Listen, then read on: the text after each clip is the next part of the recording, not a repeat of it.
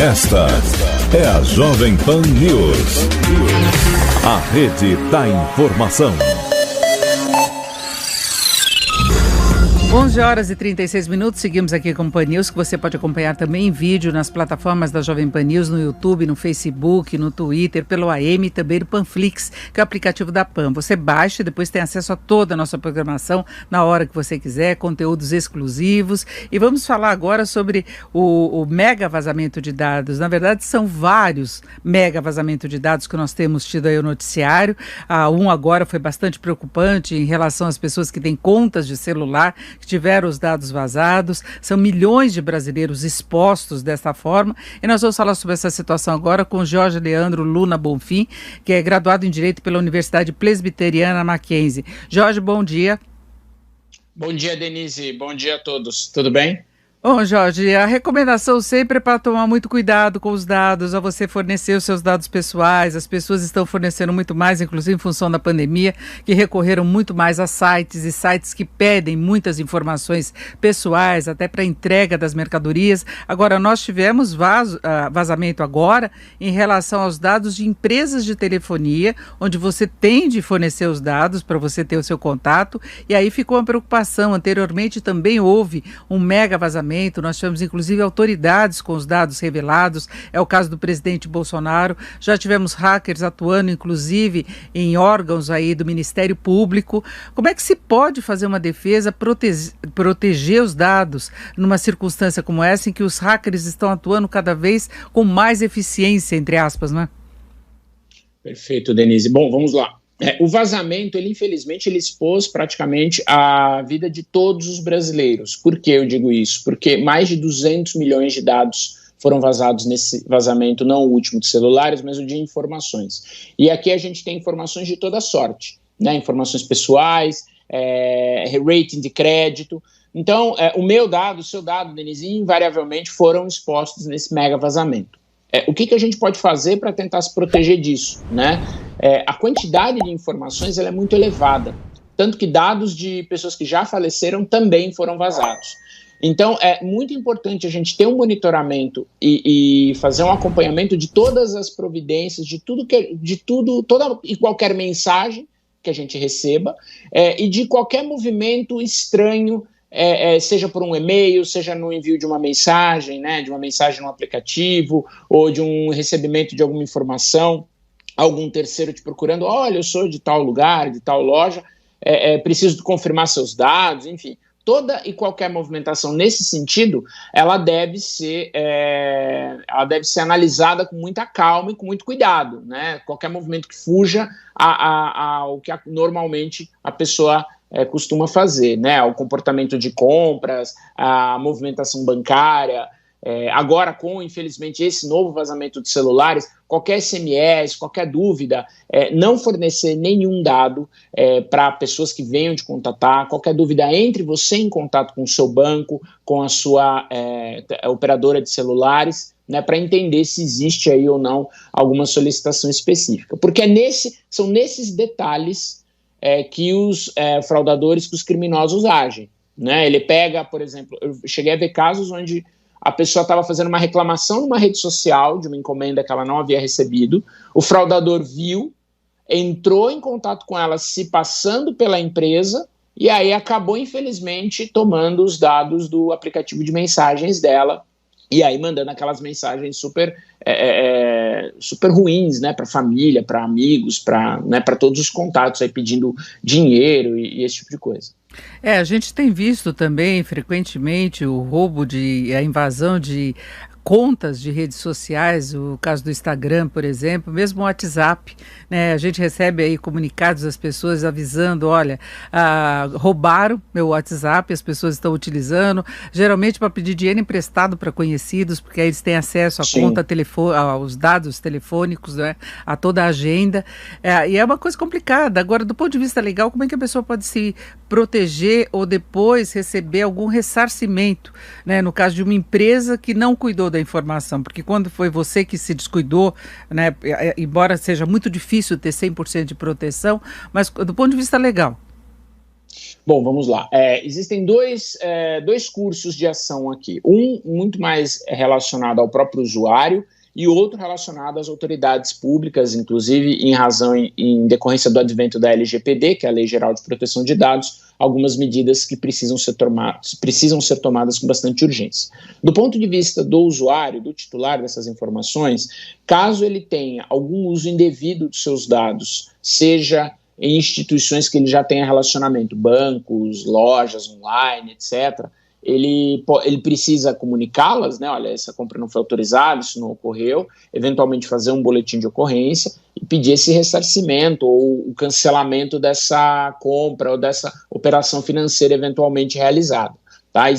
Os bancos, inclusive, têm esses seguros e tudo isso, e tem várias maneiras dele fazer essa confirmação de dados hoje, tá? Isso é um pouco mais sofisticado, e ele pode fazer esse pedido de ressarcimento, seja das pessoas com a qual, né, das entidades com a qual ele tem relacionamento, das empresas, seja de uma terceira empresa que não fez as confirmações corretas, e aí, sei lá, ele tomou um empréstimo numa instituição que ele nunca teve acesso, que ele nunca falou, olha, alguém usou os meus dados de maneira indevida, tá aqui, eu preciso que isso seja ressarcido, e, se possível, né, sem a necessidade de ingressar com a justiça. Caso isso não ocorra, sim, ele deve buscar a justiça, e aí não somente procurar a reparação do dano sofrido em decorrência do vazamento, né, mas sim de eventual até indenização adicional, em razão até mesmo da lacuna, né, do problema, da falta de controle da instituição que tomou esses dados. De outro lado, Denise, a gente tem a função do poder público, né? Hoje, a LGPD ela criou uma entidade que é a Autoridade Nacional de Proteção de Dados, a ANPD. Essa entidade ela tem, via de regra, a força de uma espécie de agência reguladora, né? Como as agências reguladoras de outros locais, né? De outros âmbitos. Ela deve fazer todo o trabalho de investigação, né, de punição, ainda que as punições em decorrência foram adiadas pela lei, elas só vão entrar em vigor agora em agosto de 2021, as punições da LGPD, você tem outras maneiras de fazer punições e até de investigar, de entender o que aconteceu, né, seja no vazamento dos dados pessoais, que parece que eles vazaram de um birô de crédito muito grande, seja no vazamento recente dos celulares, que parece que o hacker, né, ele parece que falou que coletou esses dados de 2 grandes operadoras de celulares aqui no Brasil.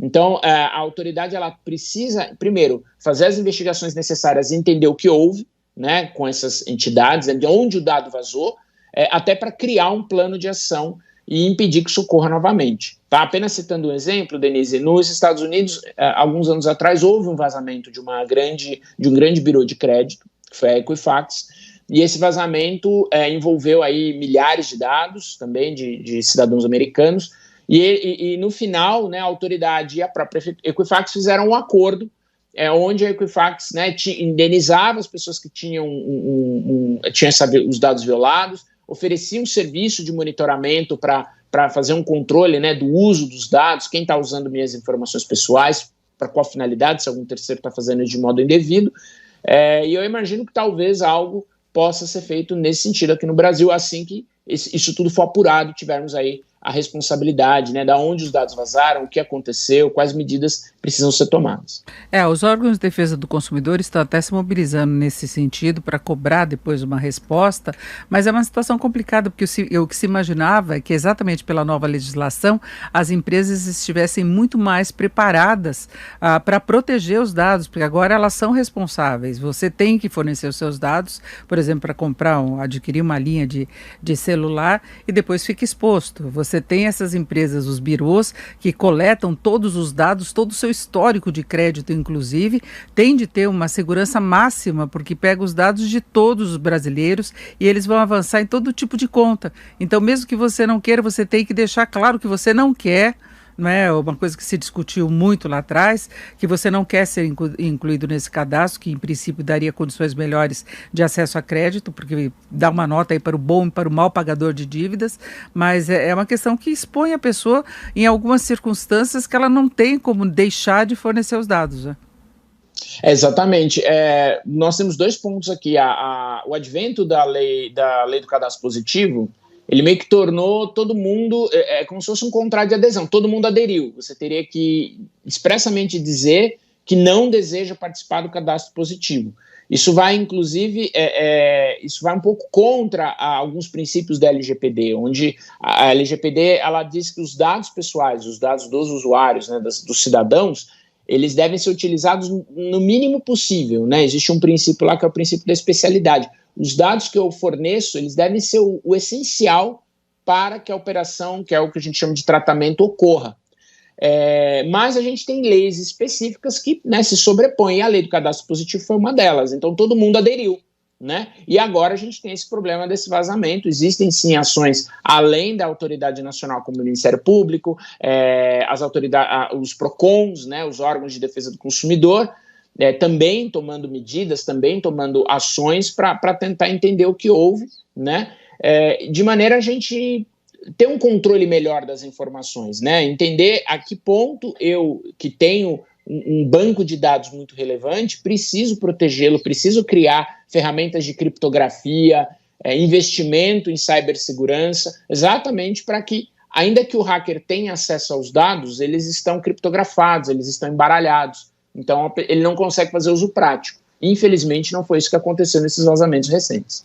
E a gente tem visto que é um costume muito comum, por exemplo, no comércio, pedir seus dados e se você não dá, eles falam assim, mas se você der os seus dados, o telefone, o CPF, você tem desconto. Você tem promoções, você vai poder comprar mais à frente, mais barato, então fica aquela tentação e você fornece os dados. E, na verdade, o comerciante devia tomar muito cuidado, porque ele é responsável depois por isso também.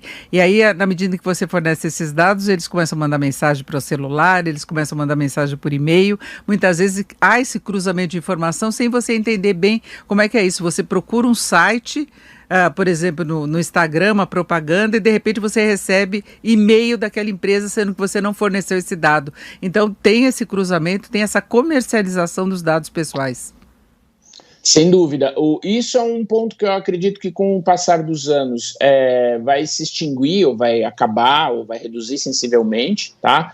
Eu faço dois paralelos aqui, Denise. O primeiro deles é com a lei europeia, que é a GDPR, né, que já está em vigor há alguns anos, e as empresas na Europa elas já estão se adequando, elas já têm uma série de procedimentos para proteção, para evitar o vazamento, para evitar que esse dado circule, ou que ele, né, eu dou o dado para uma empresa, de repente eu estou recebendo a ligação da outra lá, que eu não tive nada a ver, que eu não forneci esse dado, e esse dado foi compartilhado aí sem qualquer cuidado, sem qualquer ponto, né? E a outra questão é relacionada à maneira com a qual nós precisamos nos comportar no fornecimento dessas informações. Olha, aqui a gente gostaria de pegar o seu CPF, mas olha, mas por qual razão? Eu não autorizei essa sessão, isso não foi dado, por que você vai fazer isso? Entender, e as empresas se prepararem, porque hoje elas já são, né, pela LGPD, responsáveis solidárias. Então, independente de qual empresa pegou esse dado, se em algum momento ele vazou e se isso gerou algum dano, gerou algum prejuízo, todas as empresas envolvidas nessa cadeia, que a gente chama de tratamento, elas podem ser responsabilizadas de forma solidária. É uma solidariedade um pouquinho semelhante com a solidariedade que já existe no Código de Defesa do Consumidor, né? Qualquer pessoa envolvida na cadeia que gere prejuízos ao consumidor, ela fica responsável por indenizá-lo.